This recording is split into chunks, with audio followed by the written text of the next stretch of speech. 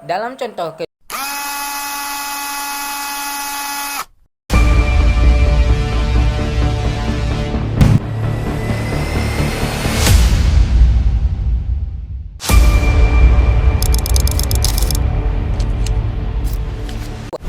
Assalamualaikum warahmatullahi wabarakatuh. Di sini saya akan mempresentasikan mata kuliah keamanan sistem informasi, yang mana saya akan mempresentasikan yang berjudul Kontrol Akses dan Manajemen Identitas.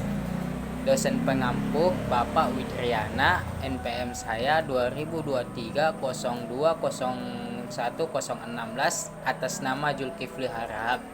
Di sini kita mulai dengan pendahulu, yaitu apa itu kontrol akses dan manajemen identitas. Kontrol akses adalah mekanisme yang memastikan siapa yang boleh masuk ke sebuah sistem, apa yang boleh mereka lakukan, dan kapan akses itu boleh digunakan.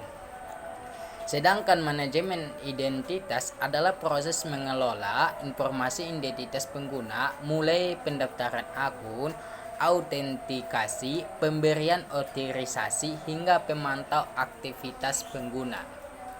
Oke, di dalam dunia digital, kedua sangat terkait. Tanpa identitas yang jelas, tidak ada akses bisa dikontrol, dan tanpa kontrol akses yang baik, identitas apapun bisa disalahgunakan. Dua konsep ini adalah pasangan yang tidak bisa dipisahkan.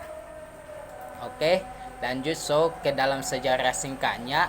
Teknologi kontrol akses sudah ada sejak era komputer mainframe tahun 1960. Saat itu perusahaan raksasa seperti IBM mulai membuat sistem login agar hanya teknisi tertentu yang bisa mengoperasikan mesin. Masuk ke tahun 1970-an, lahirlah konsep Access Control List atau ACL, daftar yang menentukan siapa boleh melakukan apa di dalam sistem.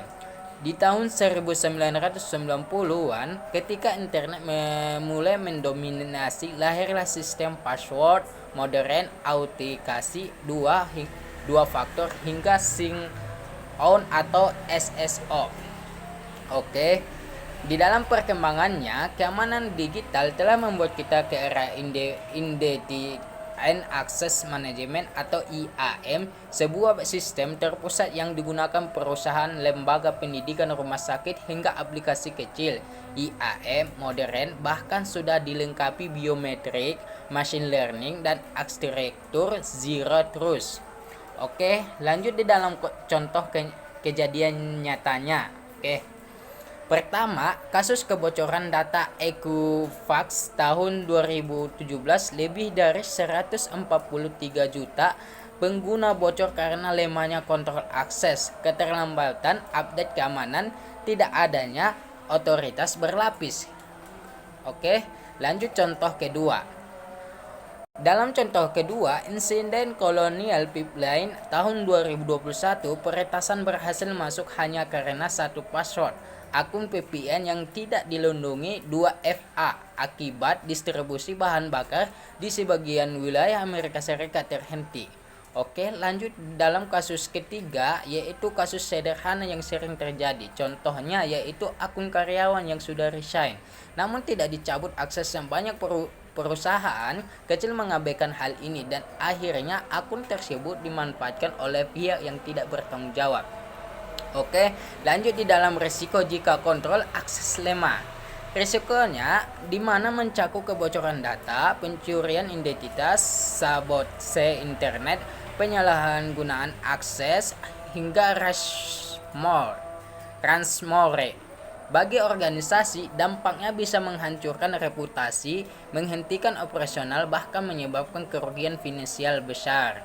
Oke, dalam cara mengatasinya ada beberapa langkah untuk memperbaiki kontrol akses dan manajemen identitas. Oke, dalam pertama, gunakan autentikasi berlapis MFA, yaitu password saja sudah tidak cukup. Tambahkan OTP, biometrik, atau token hardware. Kedua, terapkan prinsip last privilege, yaitu pengguna hanya boleh mengakses fitur atau data benar-benar diperlukan. Ketiga, Audit akses secara berkala. Periksa log aktivitas secara rutin, siapa yang login dan apa yang mereka lakukan. Keempat, gunakan SSO untuk konsistensi. Dengan SSO, administrator dapat memberikan atau mencabut akses dari satu tempat pusat. Kelima, nonaktif akses karyawan yang sudah keluar. Langkah sederhana tetapi sangat efektif mencegah ancaman internal. Keenam, terakhir, gunakan Platon IAM modern, yaitu IAM modern memiliki fitur otomatisasi hak akses, deteksi aktivitas mencurigakan, biometrik, dan keamanan adaptif. Oke, selanjutnya dan terakhirnya yaitu dalam kesimpulannya yaitu kontrol akses dan manajemen identitas bukan hanya soal teknologi. Ini adalah fondasi keamanan digital. Tanpa dua hal ini, sistem apapun, baik UMKM maupun perusahaan raksasa tetap rapuh. Semakin cepat dunia digital berkembang, sistem keamanan harus bergerak lebih cepat. Oke, semoga video ini menjadi pengingat bahwa keamanan bukan lagi pilihan tetapi kebutuhan. Oke, sekian terima kasih untuk presentasi saya kali ini. Apabila ada kesalahan atau kurang dipahami, mohon dimaafkan. Wassalamualaikum warahmatullahi wabarakatuh.